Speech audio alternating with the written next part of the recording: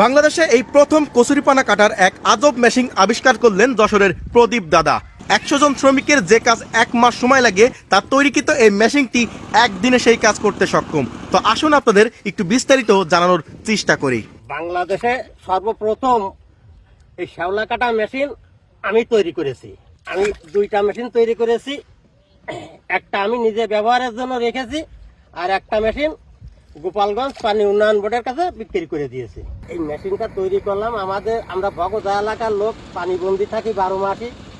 এইবার কচুরিপানা শ্যাওলায় সারা বছর আটা থাকে, বিল খালে কেউ বেরোতে পারে না। এখন এইটা পরিষ্কার করাতে গেলে, জোনদে করতে গেলে অনেক খরচ হয়। এখন এটা পরিষ্কার করার জন্য যাতে কম খরচ হয়, তার জন্য আমার এই মেশিনটা তৈরি করেছি, যাতে শ্যাওলাটা ফুটো দিলে পুঁতে নষ্ট হয়ে যায়। যে মেশিনটা দিয়ে শ্যাওলা কাটা হচ্ছে, তার জন্য এই নৌকাটা কিন্তু 2টা মেশিন আছে। এটা হচ্ছে সামনে যে 9টা বেলেট আছে ওইটাকে ঘোরাবে, আর এটা হচ্ছে এই যে নৌকাটাকে চালাবে। আপনারা দেখতে পাচ্ছেন এখন স্টার্ট দেওয়া হচ্ছে।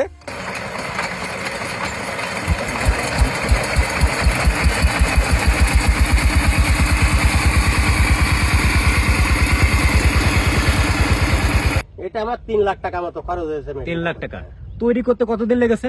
তৈরি করতে 1 মাস মতো সময় লাগে আর কি। কারণ আমি তো আজকে একটু কাল একটু এরকম কাজ করেছি, একটা না কাজ করি নিয়ে, তো এই জন্য আমার একটু সময় লেগেছে আর কি।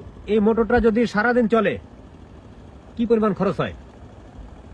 প্রতিদিন 10 লিটার তেল লাগে আর কি 2টা ইঞ্জিনে। ঘন্টায় যায় কত লিটার? ঘন্টায় 1 লিটার যায় একটা ইঞ্জিনে।